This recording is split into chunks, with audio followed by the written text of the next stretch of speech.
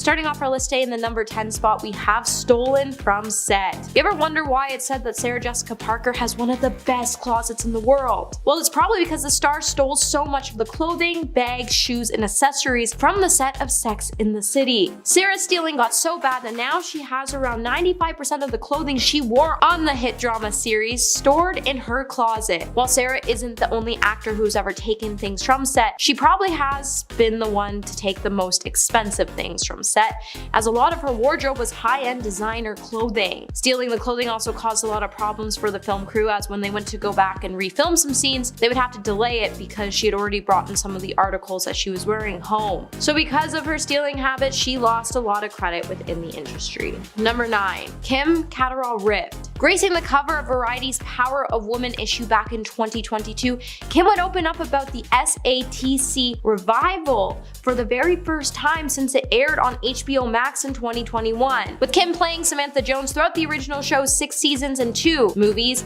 many found it disappointing that she was absent from the revival. But it wasn't really a surprise, considering we have all been following the messy feud between Kim and her co-stars for years now. With the alleged off-screen tensions being between Sarah and Kim, it's been long presumed that it's centered around money, with Sarah being paid significantly more than the other woman on the show, prompting Kim to negotiate a higher salary. However, it seems like their feud ended up causing Kim to close one door and start another chapter, as she was heartbroken over Sarah's toxic behavior on set and felt like she just didn't belong. Number 8. Only does projects with smaller budgets. Though most people have trouble when it comes to separating Sarah Jessica Parker from Carrie Bradshaw, the truth is, they're completely different people, as they live in very different lives. Even their personalities are different in many ways. With Carrie loving all the glitz and glamour, Sarah tends to be a little more down to earth, considering she likes to thrift and buy eco-friendly clothing. There's a huge difference between the two. Sarah once even revealed that she only likes doing acting projects that have a smaller budget, rather than working on huge movies and TV shows. But given her name and what she's worth, a lot of small budget movies or TV shows can't support her pay wage or a budget. On top of everything else, it seems like small budget movies these days are hard to come by, unless you count short films. When she has found those types of roles, she nearly misses out on them because she didn't want to dye her hair or sign to a long-term project. She just has a lot of trouble with it. Number 7. Chris Noth. With all the drama surrounding Chris Noth, a lot of people have had a lot of questions for Sarah Jessica Parker, considering she worked with the star on the set. Despite it being months since multiple women came forward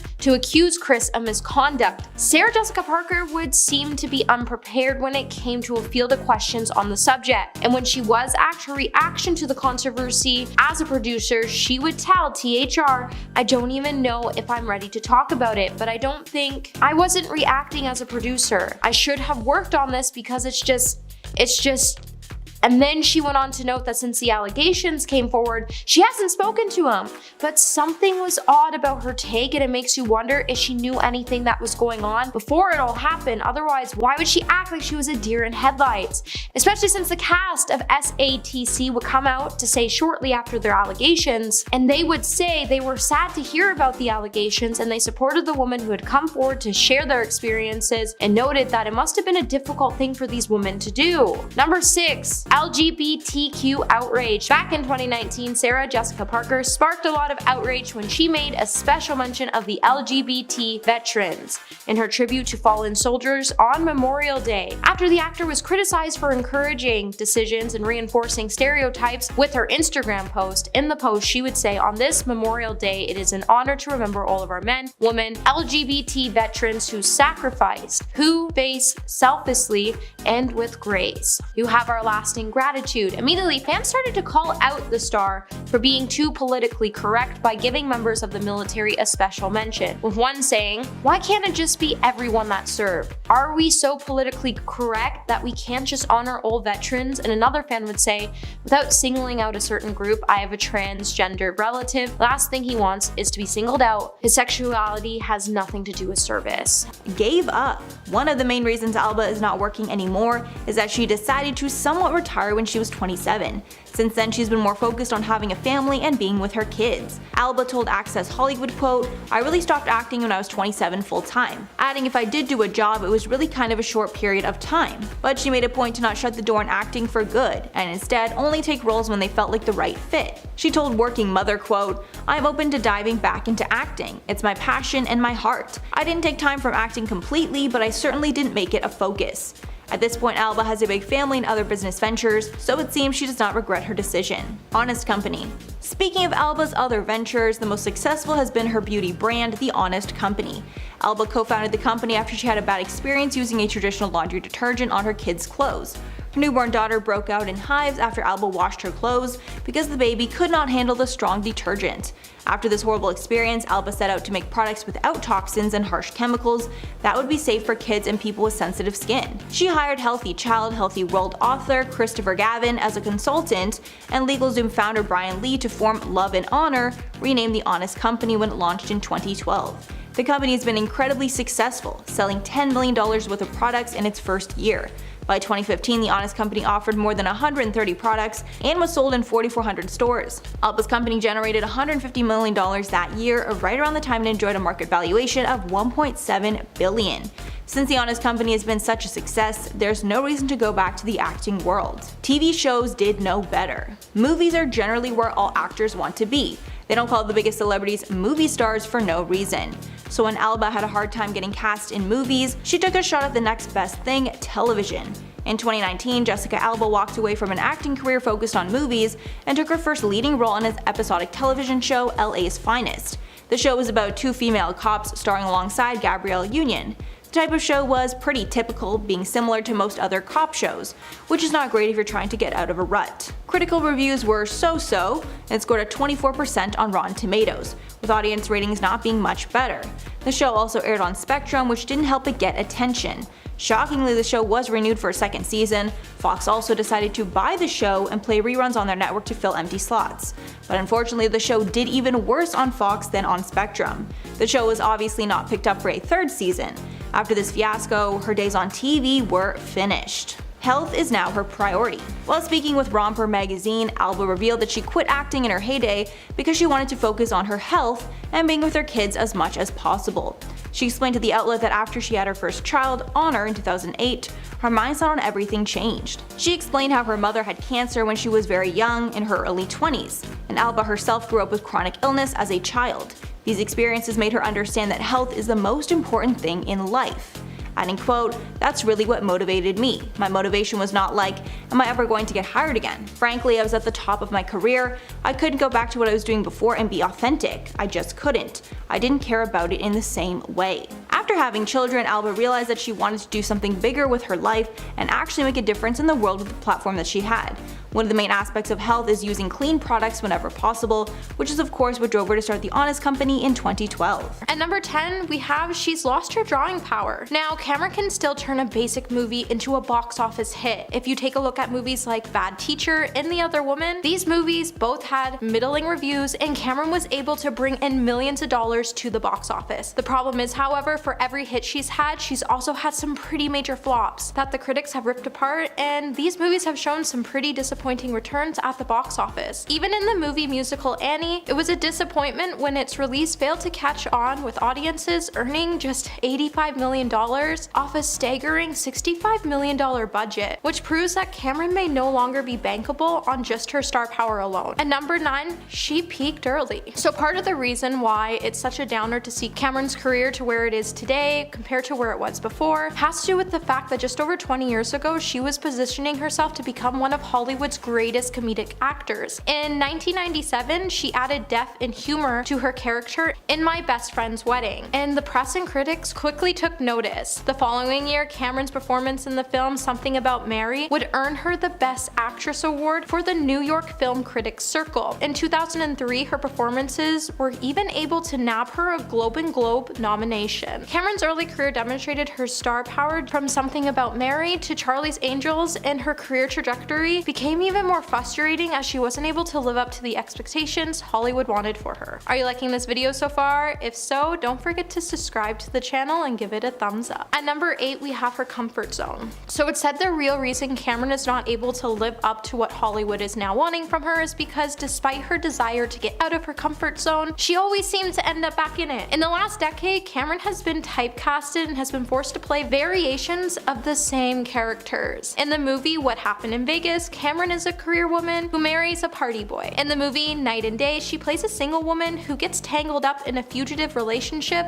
with a spy. In the movie What to Expect When You're Expecting, Cameron plays a celebrity fitness guru caught off guard by oh so equalizing demands of pregnancy. And in the 2011 film Bad Teacher, Cameron did end up switching the gears in a raunch mode. However, the movie was still a rom-com. It's gotten to the point that Cameron's career has been so equivalent to writing an essay the night before it's due. You know, the moment when you think the essay is great and you're gonna ace it. However, you're most likely get a C on it and you're just gonna have to accept it was good enough. At number 7, Shrek overstayed its welcome. Now, Shrek started off as something unique. However, by the third movie, nobody wanted to see or hear from it ever again. Now, naturally, the film had impressive box office returns, and it warranted a couple sequels. However, it wasn't necessary for Hollywood to stretch out the franchise to a 4th movie. By 2010, when Shrek Forever After debuted, it was the lowest grossing film in the franchise since it all started. The audience would then finally be over the once lovable green ogres, and they were ready to move on to something more creative in the animated sequels. Now, the screenwriter Michael McCullers even told The Hollywood Reporter back in 2019 he had began writing a 5th installment for Shrek, which had some pretty big reinventions planned, which meant that Cameron probably wouldn't even be asked to return.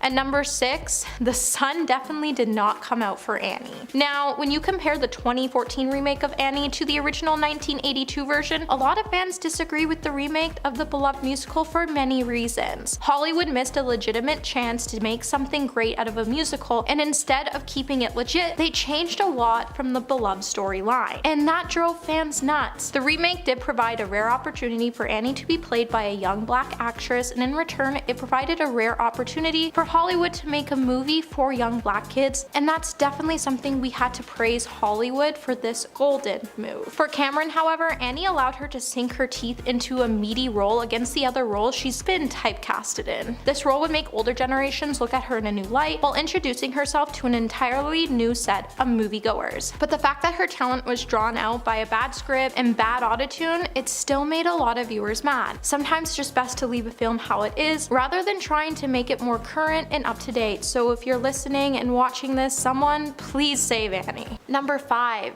drives co-stars crazy. Now, there's a list of actresses who have felt like Jennifer Lopez brings things a little too far on set, and one of those peoples on the list is Cameron Diaz, especially after Jennifer went on to diss her about her career to a movie line by labeling Cameron as a lucky model who's been given a lot of opportunities to the point she wishes Cameron would have just done more with her talent. Jennifer's brutal assessment of Cameron's career trajectory reportedly made things a tad awkward for the pair when the actresses were both cast in the 2012 film What to Do When You're Expecting. On-set sources would then reveal that the two on set just couldn't get along. Lopez then didn't endear herself to Cameron, who allegedly said the pop star was a nightmare to work with, as she once even said to Jen she should stick with her day job, meaning American Idol and singing, as an insider even claimed that Jennifer demanded to eat at specific times, no matter what, and she would even stop work to have her assistant run her over some small protein and a veg-based meal. This drove Cameron crazy. Details of their feud would soon become a hot topic after it appeared in Star magazine, after a source claimed to the media outlet that the co-stars actively avoided one another by saying they don't interact much, but when they do, the tension is thick, and Jennifer just acts like Cameron doesn't exist. However, when both actresses denied the rift while promoting the movie, it then caused critics to say this was ultimately just all planned. Number 4, music theft. From her career in acting to her music career, it seems controversies seem to follow her. Over the years, Jen has been accused of stealing songs from other prominent artists in order to gain more fame for her music quicker. Back in 2005, J.Lo released her 4th studio album, which was called Rebirth, though it seems to be received from some pretty mixed reviews. The song Get Right was pretty widely praised, and at the time it was reported that the singer Usher was furious though, accusing Jen of using his music. He said at the time, "I hate it, but I better get some of the publishing rights or else. I didn't put it on my album because I couldn't get it right.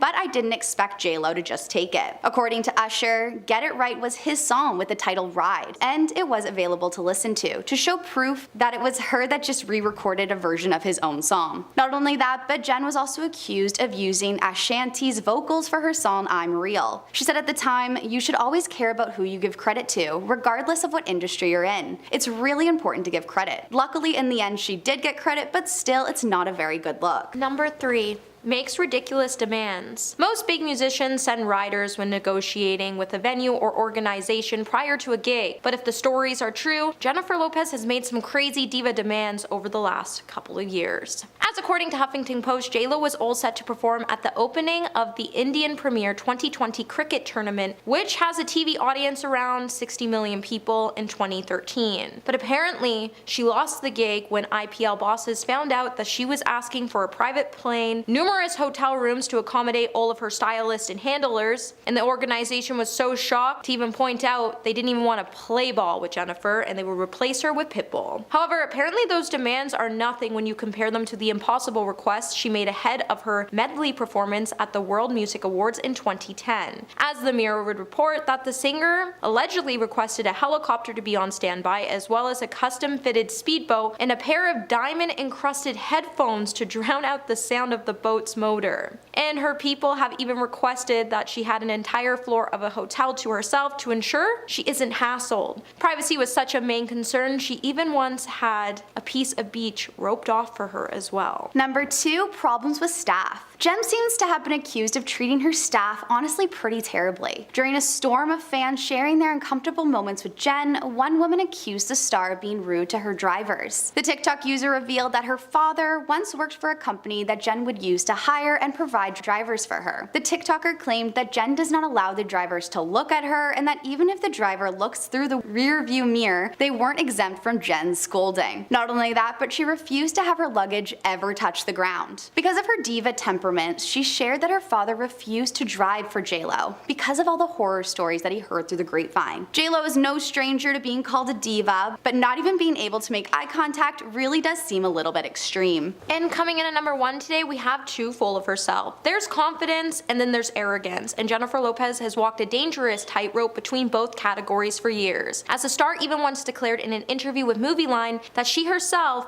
is an A-list celebrity. When MovieLine then asked her why she was a hot property in Hollywood at the time, she then delivered an incredibly immodest answer by saying, "Because I'm the best." She said, "I feel I can do anything, any kind of role, I'm fearless." This kind of honesty is somewhat refreshing, but having too much belief in yourself and your own abilities will inevitably get under the skin of your colleagues and viewers alike. Lopez then claimed to have something called the stardom glow, but not everyone saw it that way. At the time of her career, even though it was 1998, it was a good year for the star, but she certainly fell out of favor with critics in 2003 when she landed the Worst Actress title at the Golden Raspberry Awards. And ever since, her career has had a bunch of ups and downs, and it seems like it gets worse whenever the actor lets all the fame go to her head. These are the reasons that Hollywood won't cast Jessica Alba anymore. First up, racial ambiguity. These days, being diverse in Hollywood is a positive, and most studios are looking to diversify their casting choices.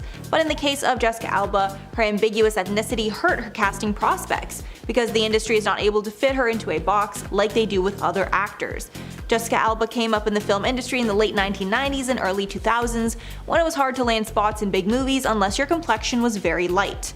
But it seems she was not white enough to get lead roles. Alba spoke to Pop Sugar about how her ethnicity impacted her casting, saying, quote, "They couldn't figure out my ethnicity. They were like, you're not Latin enough to play a Latina and you're not Caucasian enough to play the leading lady, so you're going to be the exotic one." After hearing comments like this, she was more determined than ever to play the leading lady. Since she's helmed tons of movies in her day, it's clear that she met that goal. However, that was short-lived, and she's now rarely on the big screen. In case you were wondering, Alba stated that her mother is white and her father is Mexican American. aged out of roles. Back when Alba was in her heyday, she was starring in movies as the bombshell side character, known mainly for her good looks. Many of her roles were all about how she looked and increasing the sex appeal of the movie to audiences. Her main roles happened in her mid-20s, usually a scantily clad love interest or object of desire for male characters. She even graced the pages of adult magazines like Maxim.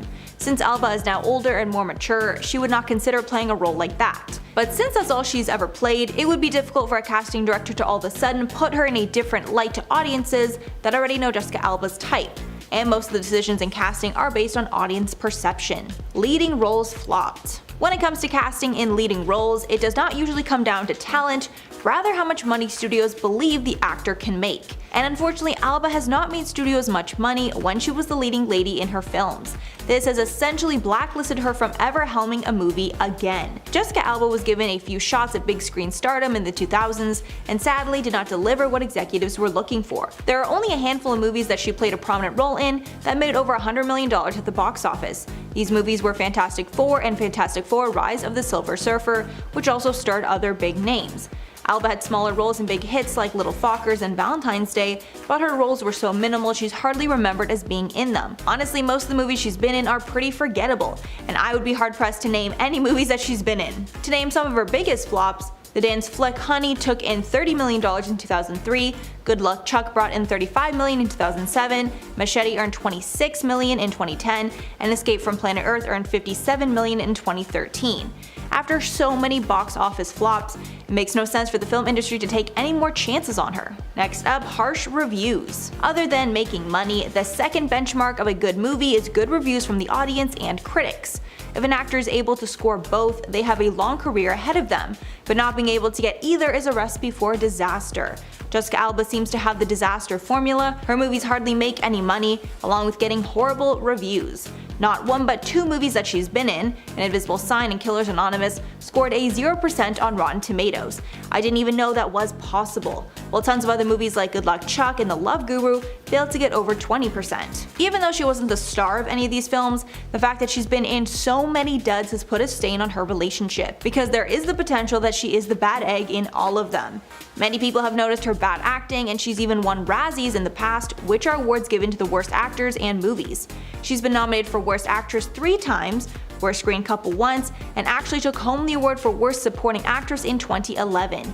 That type of attention is not something you want if you're casting for an important movie. Number 5. Red carpet looks. We all know Sarah Jessica Parker is a fashion icon, but there's been times where we all had to look at the actor and say to ourselves, what the heck are you wearing? Now I get it, everybody's style is different, and we all have found this sort of comfort in certain things, and that's why we wear it, and why we shouldn't judge other people. But it's clear that Hollywood is judging Sarah based on her looks, as they feel like Carrie just doesn't fit her overall image any longer. With the star wearing whatever she wants, she usually doesn't tend to worry about if her clothing is matching, which causes a lot of Hollywood to seriously raise their eyebrows, as they have for a long time labeled her as a fashion icon, and when she pushes boundaries, they can't help but think, why was she casted into the position of Carrie Bradshaw to begin with? Even with all the scrutiny, the actor has chosen to call out her haters by saying most of us try to make a choice that makes us feel good, or like ourselves, or appropriate for where we're going, or who we're going with. We don't walk up to each other and say things like, ugh,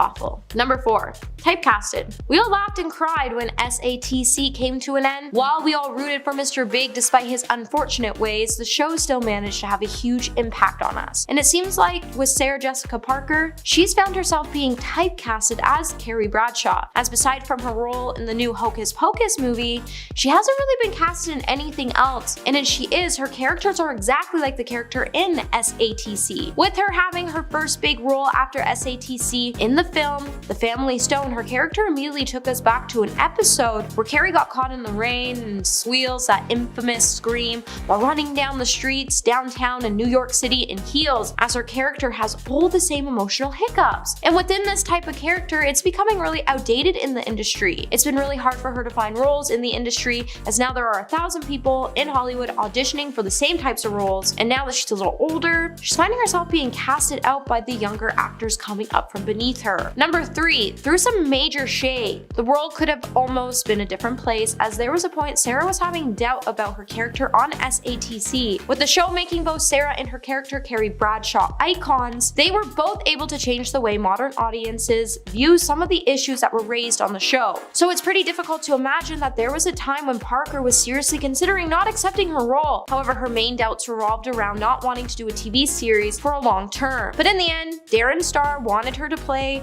Bradshaw and she agreed to sign on. But that hasn't stopped her from shading her character and how she addressed it. And she's even gone on to note the major differences they both have and how she never would spend the way her character did on a daily basis. Number 2, gray hair. Sarah Jessica Parker has been facing scrutiny for years for having some gray hairs, especially after thousands of fans read an Allure article that detailed fans all about them. With the headline screaming, "Sarah Jessica Parker goes gray," images would soon go viral and it became a month-to-month conversation about how brave Sarah was for embracing her own gray hair. To the point even Sarah is pleading with her fans to go applaud someone else who has courage on something else, especially since she hasn't even stopped coloring her hair in the grays everyone was pointing out, or just hair boning highlights that were bleached out from the sun. Coming in at number 1, we have Anya Taylor-Joy. Anya Taylor-Joy once got to live out every female's dream of meeting Sarah Jessica Parker and talking about her days on SATC. Unfortunately, the experience seemed more awkward than sweet as the actress went into details about the bad experience when she made an appearance on the Drew Barrymore show.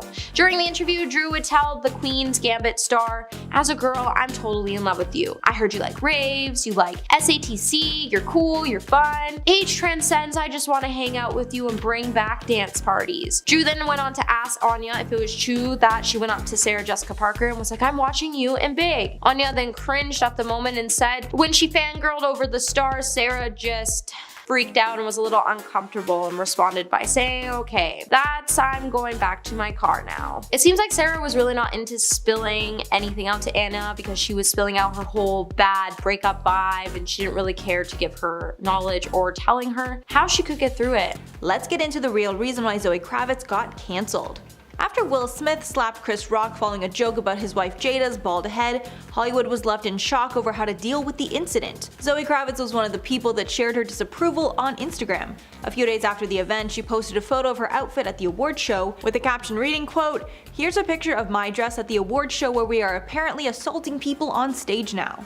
A few hours later, she was showing off her outfit for the after party, and the caption on that photo read, quote, "And here's the picture of my dress at the party after the award show, where we are apparently assaulting people on stage now." Immediately, she started to get pushback, with commenters telling her she should stay out of it, and it's not her place to comment on what happened between the two men. Then things got significantly worse when people on Twitter brought up some old interviews that she gave, where she spoke about Jaden Smith, Will and Jada's son. Many of her comments were deemed inappropriate, and she was quickly called out for being inappropriate with him. Specifically, during one interview, Zoey said how she had a close relationship with Jaden, and at times she had to remember that he was much younger than her. In a 2013 interview with V Magazine, she made some pretty concerning comments. At this time, Zoey was 24, while Jaden was only 14. She said in part, quote, "There were moments where I was hanging out with Jaden and thinking, I can't believe you're 14. I have to check myself, like what I say to you." Adding, quote, "He has so much personality and so much swag, he is so much cooler than I am. And he's so handsome. I was always like, when you're older, you know, we'll hang out. Nope, that's inappropriate." Clearly pretty concerning that she would speak of him this way when he was barely a teenager and 10 years younger than her.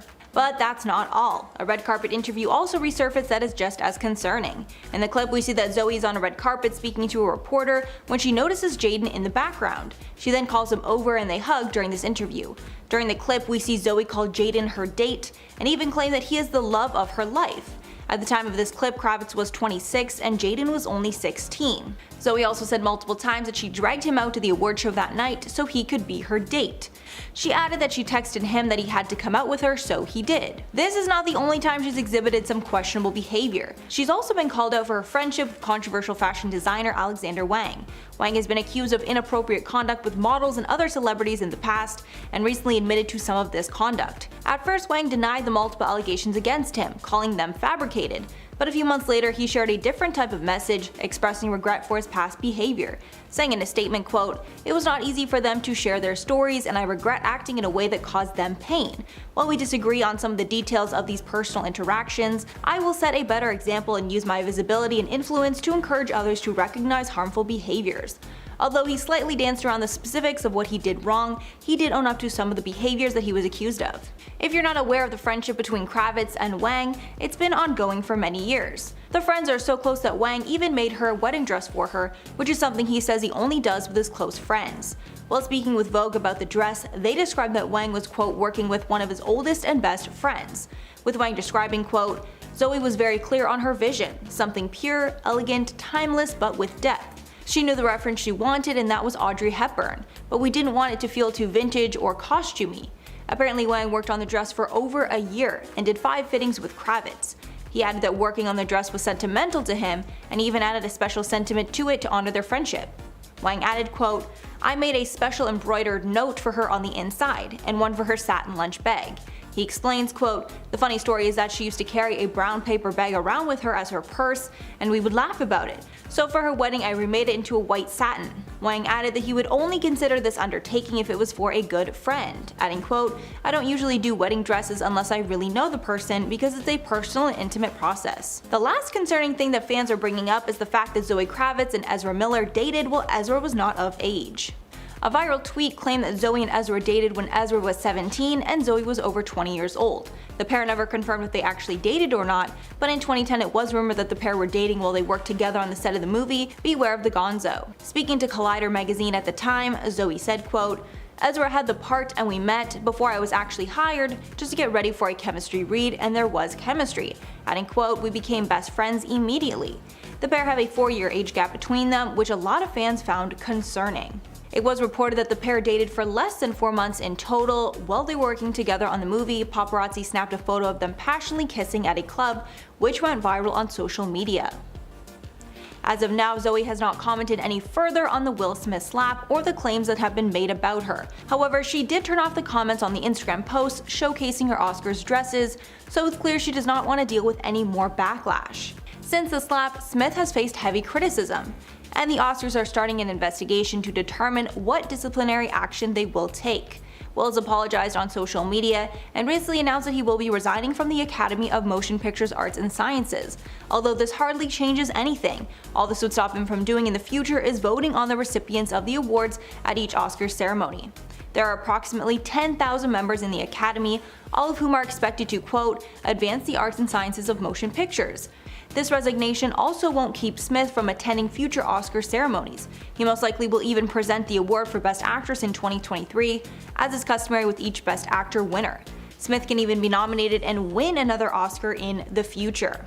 Academy President David Rubin said, quote, "We will continue to move forward with our disciplinary proceedings against Mr. Smith for violations of the Academy's standards of conduct," in advance of our next scheduled board meeting on April 18th. Number 10. The alleged racism. Jennifer and Ben Affleck tied the knot in a surprise wedding in Las Vegas and decided to have a bigger ceremony not long after. This time around, they opted to celebrate at Ben's 87-acre compound that is just outside of Savannah, Georgia. But this choice in venue sparked criticism that shouldn't be ignored. Called by the family as the Big House, Ben purchased the home in 2003, and it features 3 separate homes within: the Oyster House, the Summer House, and the Greek Revival style home. The listing agent said, when talking about the home, every detail is historically accurate, from the plaster moldings to the heart of the pine floors. But it seems that because of being historically accurate in nature, it's left fans wondering. Commenters on social media began criticizing the couple for hosting a celebration at a plantation, which of course is a style of home that has association with some pretty horrible history. To make matters worse, Ben and Jen were aware of the dark history in his ancestral line. News One reported that 7 years later, Ben issued an apology after requesting the PBS show Finding Your Roots withheld information about his plantation-owning ancestor. This allegedly even led to PBS shelving the show. This left many fans wondering why the couple would choose this home at all as their wedding venue, as well as why they own it in the first place. despite finding his roots and knowing some of his ancestors' dark past. Many found this to highlight some problematic behavior of ignoring the dark history of some of the buildings. Though the house itself isn't true in time, the land is. The property was reportedly owned by a plantation manager and allegedly is an unmarked graveyard. Most assume that Jennifer was aware of this information prior to planning her wedding there, and this hasn't left a good taste in many fans' mouths about the couple since. Number 9. Talk smack about other actresses. When a reporter from Movieline turned up at Jennifer Lopez's home to conduct an interview in 1998, he was greeted with what he described as being an orchestrated and deliberate scene. While JLo was being pampered by a number of different staff members doing her business, while she was getting a massage, she seemingly felt the need to let loose during the interview as she started taking swipes at a number of her industry rivals. When she was asked what she thought about the actresses of whom she was competing for roles for, she said the Romeo and Juliet star Claire Danes does the same thing with every character she does, despite the fact that they work together on the set of Oliver Stone's neo-noir crime thriller U-Turn. Lopez then went on to say she was never really a big fan of the 2-time Oscar nominee Winona Ryder, and she also went off on Gwyneth Paltrow, who would win Best Actress at the Academy Awards the following year, by saying, "Tell me what she's been in." Jennifer then went on to tell the reporter in the infamous interview, "I swear to God, I don't remember anything she was in. Some people get hot by association. I've heard more about her and Brad Pitt than I've ever heard about her work." Hey my little peaches, are you liking this video so far? If so, don't forget to give it a thumbs up and subscribe to the channel. Number 8. Bad acting. You can't deny Jennifer Lopez had some movie hits in the past, but lately fans are torn, questioning if she has just lost the touch. After failing to get a nomination for Best Supporting Actress in the movie Hustlers in 2020, fans took to social media to share their thoughts. The TV host Wendy Williams believed she was completely snubbed, saying, "Let me tell you something, Jen, you were robbed. They robbed you purposely because they're jealous of you." But some fans just didn't agree, speculating that it was her acting that was a direct result in the 0 nominations. A fan wrote at the time, "She has acted in 36 films but has never won an Oscar. Yeah, that's because they're all bad." They added, "No one wants to tell her the truth. Hustlers was a terrible movie, and her acting was very one-dimensional." Other fans seem to agree that maybe Jennifer has lost the sparkle that she did once have. On Reddit, when asked, "What do you think of Jennifer Lopez?" one user wrote, "She had promise. Honestly, she has fallen prey to the fame game. She brought solid work for a couple films, but she is no longer a phenomenon or a rare talent." They even went on to add, "She can fade with people taking very little notice. Things have a way of working themselves out." Harsh statements for sure, but what do you guys think? Are Jennifer's acting days behind her? Number 7. Insults musicians. During another Movieline interview, Jennifer also offered her opinion on fellow pop star Madonna's career when she claimed Madonna was good at the former, but not so good at the latter, by saying, "Do I think she's a great performer? Yeah. Do I think she's a great actress? No. Acting is what I do, so I'm harder on people when I say, oh, I can do that, I can act. I'm like, hey, don't spit on my craft." However, the Queen of Pop isn't the only musician Lopez has shaded, as there has been much speculation that JLo's short-lived relationship with Drake in 2016 was nothing but a publicity stunt. However, the fact that Rihanna, who had somewhat of a complicated relationship with the Canadian rapper over the years, unfollowed Lopez on Instagram after she was posted in a pic across the Grammy winners, it seems to suggest that there indeed was some truth to the coupling. Lopez then revealed that she and Drake were working on a song together, but working with JLo doesn't always end well, and Drake learned that the hard way after she dissed Drake during a live show in Las Vegas by telling the audience that he was nothing but a late night call for her. And we all wonder why he won't bring a nice girl home to his mom for once. Number 6. Insensitive comments. Jennifer Lopez was called out for some criticized comments made about her Super Bowl halftime performance in 2020. For the halftime show, JLo came together with Shakira for an iconic event. Despite having 6 minutes of performance times each, it received a huge amount of praise from the stars. However, after Jen's documentary Halftime came out, discussing some of the struggles of the show, a few fans took back their former praise. Not only did Jen brand the whole thing as the worst idea in the world, but she had some very specific views on a political aspect. It seems her organizers just weren't seeing eye to eye with her at the time. During her performance, she was surrounded by children sitting cross-legged inside a glowing cage. Many came to the conclusion that these glowing cages were intended to look like immigrant children being held in cages at the US detention centers. You're probably thinking, how could this be bad, as this is a topic that should be more widely discussed? But it was her comments afterwards that got fans pretty heated. It seems the NFL was more reluctant to include this moment at all, which pushed J-Lo to fight back at the show's organizers in a heated phone call which was shown in her documentary. She said, "I'm trying to give you something with substance, not just out here shaking our effing butts and effing belly dancing." She went on to say, "I want something real, I want something that's going to make a statement." Not long after the documentary was released, a certain line about belly dancing found its way across Twitter.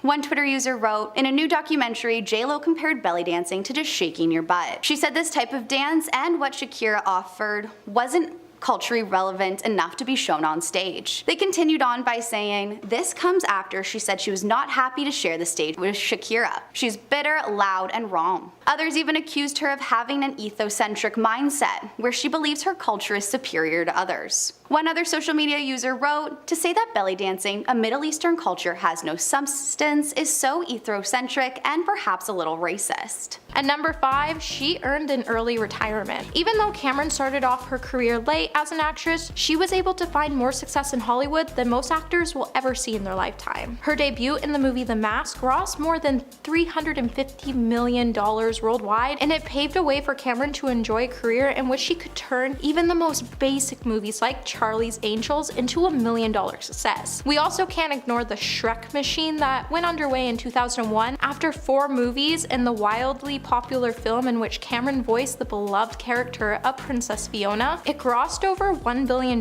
just in the United States alone, meaning the actress could have retired years ago just off of her success, so her absence isn't really shocking. Number 4, her books have hidden messages. So since Cameron has been absent on the big screen over the last few years, she's actually begun carving her career as a lifestyle author. In 2013, she wrote the bestseller The Body Book: Feed, Move, Understand, and Love Your Amazing Body. On the heels of that success, she also released a book in 2016 which examined the art and science of growing older and offered women to choose healthier lifestyles while feeling younger. In an interview, Cameron would highlight how the studio and film industry has a certain perception on how your body should look, and it's scary and a dangerous thing to put in someone's mind. That's why her books are more focused on personal wellness, because you don't need to look younger to feel younger, and it all starts with taking care of your health and taking the time to love yourself for who you are and not for what people want you to be. At number 3, we have Selma Spilled the Tea. So longtime friend Selma Blair dropped an unintentional bombshell when she talked about Cameron during an interview with Evening Standards. So Selma would go on to say that she would love to do a sequel with Cameron, however, she has since retired from acting. The actress would then note that Cameron has had an amazing career and she's been so successful that she doesn't need to return back to Hollywood. To no surprise, the internet would go into a frenzy at the announcement, considering Cameron never made it. Inside sources have since said that Cameron is being consistently asked to do films to get her out of retirement, and she's simply just not interested in returning back to the big screen anytime soon. But I guess we'll just have to wait for Cameron to clear this all up for herself. At number 2, acting pro tip. So Cameron isn't known for picking the best scripts to be a part of, and it's still shocking just how badly some of these movies she's been in have been reviewed. Now, none of her films since Norman Lloyd have been given a fresh rating on Rotten Tomatoes, and that even includes the Shrek franchise. Not to mention, Cameron's most recent film also collected some of the worst reviews in her entire career. In the movie The Counselor, critics have dubbed the movie unbelievably awful, partly because the actress could be seen seducing a yellow convertible. Entertainment Weekly has also referred to the scene as one of the worst scenes of the year when the movie was released. That tidbit alone shows how rough her career in films has become and why companies are so hesitant to work with her. And at number 1 today, we have her retirement. Now, it's not 100% sure that Cameron is serious when she tossed some headline comments during a reunion with The Sweetest Thing co-stars. However, she was telling the truth, and it seems like her breakup with Hollywood was mutual. Cameron would state that she was semi-retired, however, she would love to still hang out with her old castmates from the movie The Sweetest Thing, so would go on to show that Cameron has retired. However, she is still considering roles for the future. Now, Cameron will always have a career in Hollywood, assuming she would ever want to come back as an actress, and she definitely wouldn't have any problem finding her foot in again. However, if one thing's for certain is that we definitely miss the actor, so if you're watching this right now, please come back and show us something more. Today we're going to talk about the real reason Hollywood won't cast Tom Felton anymore. Too much pressure. I know that there are a lot of kids out there who dream of being the next big Hollywood star. A lot of actors begin their careers at young ages, and some of those child actors go on to be pretty big successes, but with that success comes a pretty big downside. Many former child actors have spoken out about their experiences of being in the spotlight at such a young age, and it doesn't sound like all sunshine and rainbows at all. This is one of the grievances that Tom Felton has with his career, and this could be one of the things that has held him back from the entertainment industry in later years. Tom has spoken out about the pressures of being a child actor, and a very famous one at that, since he was one of the stars of the biggest film franchises ever. Tom, when talking about his childhood, has said that he kind of resents the Harry Potter series and his part in it because he said that it robbed him of a normal childhood. That's completely understandable, since usually kids don't have to grow up in the public eye doing interviews, press conferences, and having paparazzi breathing down their necks. When Tom was asked about how he felt about the Harry Potter series coming to an end, he seemed a little bitter towards the films when he said that he was looking forward to it all being over and to having the freedom of not starring in films anymore because he hated his fame. Saying something like that might make Hollywood a little hesitant about hiring someone who hates their craft and what comes with it. Continuing on about his feelings towards the films and the part he played in his success, Tom told the Daily Mail, quote, "One thing that people keep on saying to me is that the wealth and fame must have made up for missing out on my childhood. But the idea of money putting a price on your childhood is ridiculous. To me, fame is not a positive thing. The idea of being famous is a lot better than the reality. It's fantastic when you go to premieres and people cheer for you, but it's not real." End quote. His resentment towards everything might have hurt his career in the long run. Career change. Usually when an actor gets out of one project, they start looking for the next big thing, that next big thing normally being another show or movie. But this wasn't exactly the case with Tom Felton. When his fellow Harry Potter castmates wrapped up their time in the franchise, Daniel Radcliffe moved on to Broadway and indie films, Emma Watson went to college, became an ambassador for a number of projects, and continued acting, but for Tom Felton, his next career move after Harry Potter was moving on to music, specifically rap. Yeah. He decided to leave the world of acting behind and got into the music scene, and in 2011 he announced that he had actually signed a contract with an indie label to produce some hip-hop music. Speaking out about this new part in his life, the actor said, quote, "I was thinking of doing some N-dub style stuff. I'm looking to get into the grime rap UK scene." End quote. He continued saying that he was really doing this to change his image. This really goes hand in hand with what he said about resenting his image as an actor and everything that came with it, so again, these comments and sudden career change certainly didn't help him out in Hollywood. What really sucked about this huge career change for Tom was the fact that his music never quite took off. Some songs had hit the public circuit, but not enough to really say that he found his next career path. It hurt his career taking this leap of faith and not having it pan out in his favor. Now before we carry on talking about why Hollywood doesn't want to work with Tom Felton anymore, why not take a moment to leave a like on this video if you're enjoying it so far, and while you're at it, consider subscribing to the channel to see more videos like this one. Typecasting. Because Tom Felton played the role of Draco Malfoy so well, it ended up being more of a hindrance to his career rather than an asset. Draco was pretty much an antagonist character in the Harry Potter series, and because Tom was so good at portraying a character who was mean and cold, this made Hollywood executives want to cast him in more roles similar to Draco's character. Though this could be good in some way, it also puts an actor in a box because no matter what other roles he's cast in, he's still seen as the villain. Tom Felton has spoken out on a number of occasions, saying that his natural personality is nothing like that of Draco Malfoy, so he really wanted to distance himself from playing a villain role. But again, when typecasting comes into play, it's hard to get out of that box that Hollywood has put you in. Even the first role that Tom booked right after Harry Potter ended was an antagonist character, so this really just showed the actor that he was certainly stuck within his craft. Even Harry Potter himself, Daniel Radcliffe, had a hard time booking roles after the series ended because everyone still saw him as the boy wizard, but he worked really hard to break that image and still continues to do so. Maybe if Tom Felton had done what Daniel did, then he would be more successful in Hollywood these days. Adjustment. Another reason that Hollywood might be overlooking Tom Felton for new roles could be because of the adjustment period that Tom took after wrapping on Harry Potter. Tom has opened up in the past about how it took him some time to get used to the idea of auditioning for roles again and not having them handed to him, as the next installment of Harry Potter would start up pretty much right after the last one ended. He had been doing that same routine since starting his work on the films at the age of 12, and so this was a big change for him to have to seek out new work. During an interview with the Daily Mail in 2011, Tom opened up about how he had to adjust the auditioning process again, saying that things were much harder for him coming back to it after so many years. He told the publication, quote, "I'm much more nervous in auditions now than when I was 11. You take a lot of hits before you get something good. The first few were heartbreaking," end quote. The actor even went on to say that auditioning became so hard for him that he considered walking away from the business altogether. As you can imagine, auditioning is a huge part of being an actor, and so nailing an audition is really what makes or breaks one's career. Since Tom had such a hard time getting back into it, Hollywood might have seen this as a huge weakness and might not have wanted to take a chance on the actor because of it. Box office bombs. We all know by now that money is really what matters to people in the film industry. I mean, yeah, there are those few in the industry who do it all for the love of the craft, but for the most part, people are just out here trying to make the big bucks. Film executives want to hire the best people for their projects to make sure that their projects go well and are successful enough to make them lots of dough, so when things go left and films bomb at the box office, it ends up hurting a lot of people. Not only will the studio have lost a lot of money, but the actors would also be blamed for the movie not doing well because of their performance. This can cause actors to lose a lot of credibility in the industry because people rarely want to take a chance on people who might not make the contribution that they're looking for in regards to their film. This could be why Tom Felton hasn't really been hired much in Hollywood these days, because some of the films that Tom booked following the end of Harry Potter didn't really do too well. To some, Tom isn't considered a bankable actor in Hollywood because his recent films haven't brought in much money for the studio, and that's never a good thing.